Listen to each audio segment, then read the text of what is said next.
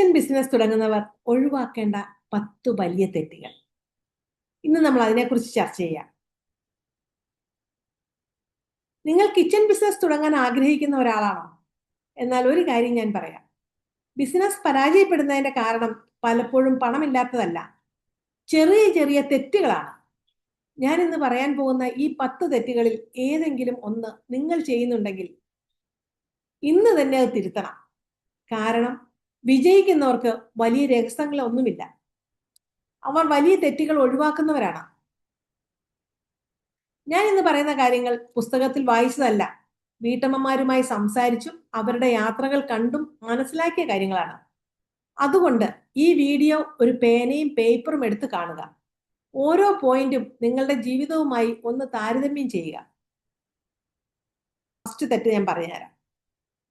Perfect ആകാൻ കാത്തിരിക്കുക. പലരും പറയും കുറച്ചുകൂടി പഠിച്ചിട്ട് തുടങ്ങാം, കുറച്ചുകൂടി നല്ല ക്യാമറ വാങ്ങിയിട്ട് വീഡിയോ ചെയ്യാം, അല്ലെങ്കിൽ കിച്ചൺ ഒന്നുകൂടി സെറ്റായിട്ട് തുടങ്ങാം. ഇങ്ങനെ കാത്തിരുന്നാൽ 1 വർഷം കഴിഞ്ഞാലും തുടക്കം ഉണ്ടാകില്ല. പെർഫെക്റ്റ് അല്ല, പ്രോഗ്രസ് ആണ് വേണ്ടത്. ഇനി മിസ്റ്റേക്ക് 2, എല്ലാവരെയും സന്തോഷിപ്പിക്കാൻ ശ്രമിക്കുക. ചിലർ പറയും ഇത്ര വിലയോ, മറ്റു ചിലർ പറയും ഇത് നടക്കില്ല. നിങ്ങൾ എല്ലാവരുടെയും അഭിപ്രായം കേട്ടാൽ നിങ്ങളുടെ സ്വപ്നം ഒരിക്കലും തുടങ്ങാൻ സാധിക്കില്ല. എല്ലാവരെയും സന്തോഷിപ്പിക്കാൻ ശ്രമിക്കുന്ന ബിസിനസ് ഒരിക്കലും വളരില്ല. ഇനി മൂന്നാമത്തെ മിസ്റ്റേക്കിലേക്ക് കടന്നാൽ, വില മാത്രം കുറച്ച് വിൽക്കുക. അതൊരു വലിയ മിസ്റ്റേക്കാണ്. ആദ്യ കസ്റ്റമറിനെ കിട്ടാൻ ചിലർ പ്രൈസ് മാത്രം കുറയ്ക്കും. പക്ഷേ പ്രൈസ് കുറച്ചാൽ വാല്യൂ കൂടില്ല. ആളുകൾക്ക് അനുഭവമാണ് ഓർമ്മയിൽ നിൽക്കുന്നത്. നല്ല പാക്കിംഗ്, നല്ല പെരുമാറ്റം, സമയത്ത് ഡെലിവറി, ഇവയാണ് കസ്റ്റമർ വീണ്ടും തിരികെ വരാനുള്ള കാരണം.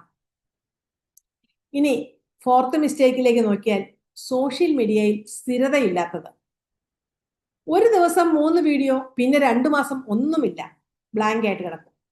ഇങ്ങനെ ചെയ്താൽ യൂട്യൂബിനും ഫേസ്ബുക്കിനും നിങ്ങളെ മനസ്സിലാകാൻ സാധിക്കില്ല. ദിവസവും ഒരു ചെറിയ കണ്ടന്റ് മതി. കൺസിസ്റ്റൻസിയാണ് ബ്രാൻഡ് വളർത്തുന്നത്. ഇനി അഞ്ചാമത്തെ മിസ്റ്റേക്കിലേക്ക് നോക്കിയാൽ, കമ്മ്യൂണിറ്റി ഉണ്ടാക്കാതിരിക്കുക. ഒരു ഓർഡർ കിട്ടിയ ആളെ മറക്കരുത്, അവരെ ഒരു കമ്മ്യൂണിറ്റിയിലേക്ക് കൊണ്ടുവരണം. വാട്സപ്പ് ഗ്രൂപ്പ്, ബ്രോഡ്കാസ്റ്റ്, ഇമെയിൽ, ഇവയിൽ എന്തെങ്കിലും നമുക്ക് ഉപയോഗിക്കാം. ഇവയിൽ എന്തെങ്കിലും ഉയർത്തി അതിലൂടെ ബന്ധം നമുക്ക് നിലനിർത്താം. ഒരു കസ്റ്റമറിനെ ഒരിക്കൽ മാത്രം കാണുന്ന ബിസിനസ് വളരില്ല. റിലേഷൻഷിപ്പ് ഉണ്ടാക്കുന്ന ബിസിനസ്സാണ് വളരുന്നത്. ഇനി ആറാമത്തെ മിസ്റ്റേക്ക് നോക്കുവാണെങ്കിൽ, എല്ലാം ഒരേ സമയം ചെയ്യാൻ ശ്രമിക്കുക എന്നത് വലിയൊരു തെറ്റാണ്. പല വീട്ടമ്മമാരും തുടക്കത്തിൽ ചെയ്യുന്ന ഒരു വലിയ തെറ്റുണ്ട്. കേക്ക് ചെയ്യും, കുക്കീസ് ചെയ്യും, ചോക്ലേറ്റ് ചെയ്യും, പിക്കിൾ ചെയ്യും, ബിരിയാണിയും ചെയ്യും, എല്ലാം ഒരുമിച്ച്. ഫലം എന്താണ്? ഒരു കാര്യത്തിലും വ്യക്തമായ തിരിച്ചറിയൽ അല്ലെങ്കിൽ ഐഡന്റിറ്റി ഉണ്ടാകത്തില്ല. ആദ്യം ഒരു പ്രൊഡക്റ്റിൽ ശ്രദ്ധ കേന്ദ്രീകരിക്കുക. ആ പ്രൊഡക്റ്റിൽ ആളുകൾ നിങ്ങളെ ഓർക്കാൻ തുടങ്ങട്ടെ, നിങ്ങളോടുള്ള വിശ്വാസം ഉണ്ടാകട്ടെ. പിന്നീട് പതിയെ പതിയെ നമുക്ക് വികസിപ്പിച്ചെടുക്കാം. തെറ്റ്, കസ്റ്റമർ ഫീഡ്ബാക്ക് വാങ്ങാതിരിക്കുക. ഏതൊരു സാധനം ഒരു കസ്റ്റമർ വാങ്ങിയാലും നമ്മൾ അവരുടെ നിന്ന് ഫീഡ്ബാക്ക് വാങ്ങിക്കണം.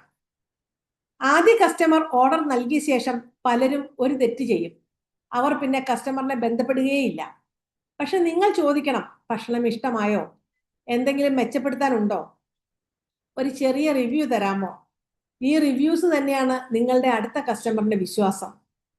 അതുപോലെ തന്നെ ഒരു കുട്ടിയുടെ ബർത്ത്ഡേക്ക് ഒരു കേക്കാണ് വാങ്ങിക്കുന്നതെങ്കിൽ ആ ബർത്ത്ഡേ ഡേറ്റ് നമ്മൾ ഓർത്ത് ആ കുട്ടിയെ ഒന്ന് വിഷ് ചെയ്യുക. അത് അവർക്ക് ഏറെ സന്തോഷം പ്രദാനം ചെയ്യും.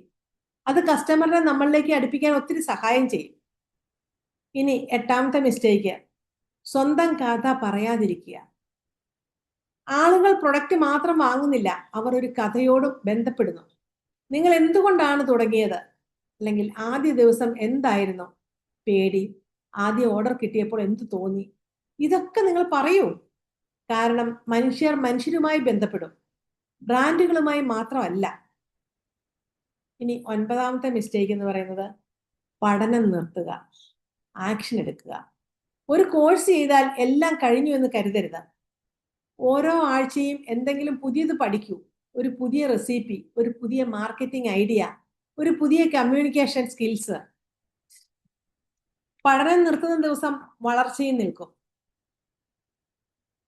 ഇനി 10ാമത്തെ മിസ്റ്റേക്ക്, വളരെ വേഗം കൈവിടുക.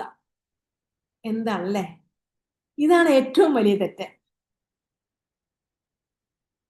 ഇനി നമുക്ക് 10ാമത്തെ ഏറ്റവും വളരെ പ്രധാനപ്പെട്ട മിസ്റ്റേക്കിലേക്ക് നോക്കാം. വളരെ വേഗം കൈവിടുക. എന്താണ് വളരെ വേഗം കൈവിടുക എന്ന് പറഞ്ഞാൽ? ഇതാണ് ഏറ്റവും വലിയ തെറ്റ്. 10 വീഡിയോ ചെയ്തു, വ്യൂസ് കുറവാണ്, നിർത്തി. 1 മാസം ശ്രമിച്ചു, ഓർഡർ കുറവാണ്, നിർത്തി. വിജയിക്കുന്നവർക്ക് വ്യത്യാസം ഒന്ന് മാത്രമാണ്, അവർ നിർത്തില്ല. കൺസിസ്റ്റൻസി ഒടുവിൽ ഫലം തരുന്നു.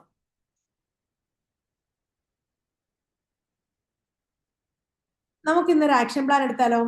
ഇന്ന് ഈ 10 തെറ്റുകളിൽ നിന്ന് നിങ്ങളുടേത് ഏതാണ്? ഒരു തെറ്റ് മാത്രം തിരഞ്ഞെടുക്കുക. ഈ ആഴ്ച അത് തിരുത്തണം. എല്ലാം ഒരുമിച്ച് മാറ്റാൻ ശ്രമിക്കേണ്ട. ഒരു ചെറിയ മാറ്റം വലിയ ഫലം നൽകും. ഇന്നത്തെ ഹോംവർക്ക് എന്താണെന്ന് നോക്കാം. കമന്റിൽ എഴുതൂ. ഈ 10 തെറ്റുകളിൽ നിങ്ങൾക്ക് ഏറ്റവും കൂടുതൽ ബാധകമായത് ഏതാണ്? നിങ്ങളുടെ മറുപടി ഞാൻ വായിക്കും. കഴിയുന്നത്ര പേർക്ക് മറുപടി നൽകുകയും ചെയ്യും. ഇന്നത്തെ വീഡിയോയിൽ നിന്ന് ഒരു കാര്യം മാത്രം ഓർക്കുക. വിജയിക്കുന്ന ആളുകൾക്ക് തെറ്റുകൾ സംഭവിക്കില്ല എന്നല്ല, അവർ അതേ തെറ്റ് വീണ്ടും ആവർത്തിക്കില്ല എന്നതാണ്. കിച്ചൺ ടു ഇൻകം വാട്സപ്പ് കമ്മ്യൂണിറ്റിയിൽ ഇനിയും ചേർന്നിട്ടില്ലെങ്കിൽ ഡിസ്ക്രിപ്ഷനിലുള്ള ലിങ്ക് ഉപയോഗിച്ച് ജോയിൻ ചെയ്യുക. അവിടെ ദിവസവും guidance, support, webinar, updates, practical task എന്നിവ മുടങ്ങാതെ ലഭിക്കുന്നതായിരിക്കും.